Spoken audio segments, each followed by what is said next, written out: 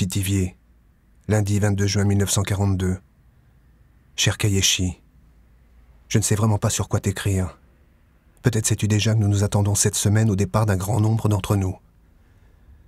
Il est possible que je ne figure pas parmi les partants. Mais en tout cas, je me prépare à partir.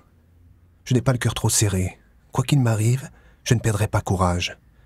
Je vivrai toujours avec l'espoir qu'un beau jour, cette vie triste s'achèvera. Ils vont se débrouiller pour faire encore quelques victimes, avant de perdre la partie.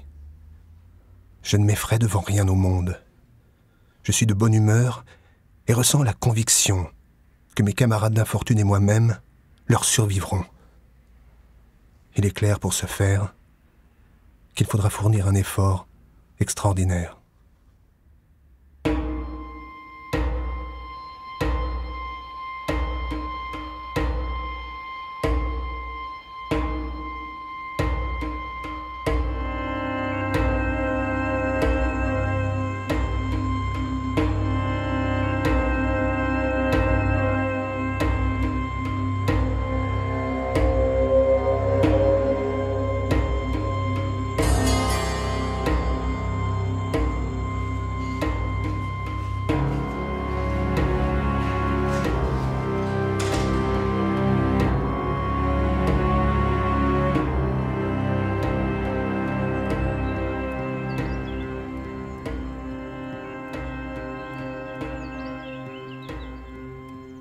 Je pense que j'ai beaucoup de chance.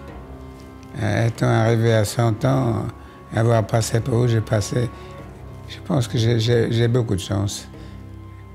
Je me suis demandé qu'est-ce qui m'arrive. Je travaille, je n'ai aucun problème avec la police, pourquoi qu'ils me mettent aux arrêts?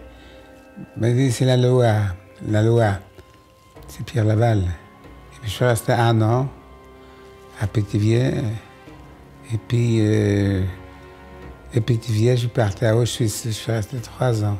Quand on est arrivé à Auschwitz, il y avait un triage.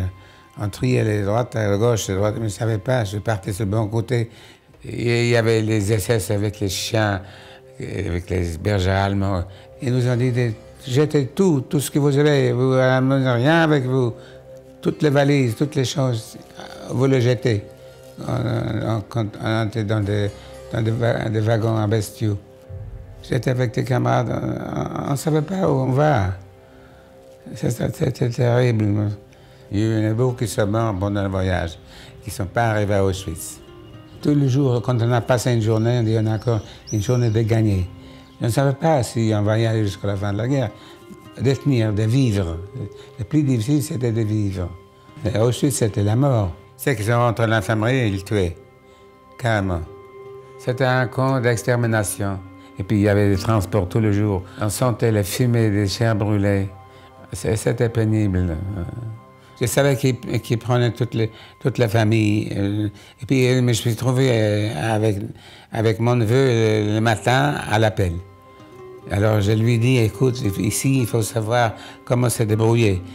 Et je ne l'ai plus revu le soir. Il était battu à mort. Je ne voulais rien savoir de ma famille, parce que si je savais, je serais moralement tué. Alors, je vivais comme une bête.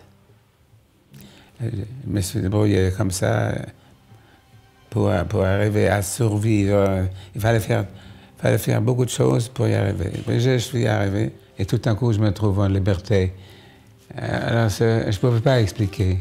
Et puis, j'ai retrouvé ma femme et les enfants et les logements. Ça, c'était formidable. C'est formidable, on ne peut pas s'expliquer. C'est quelque chose de très émouvant. Et ils ne m'ont pas reconnu. Comment qu'on ne peut pas avoir la haine? On vous prend comme ça dans le berceau et puis on vous le déporte. Si, j'avais la haine contre les nazis, mais je dis, Hitler, c'est un fou. C'est un fou, c'est un homme pas normal. Plus jamais ça. J'ai eu ces mots-là pour leur dire, plus jamais ça.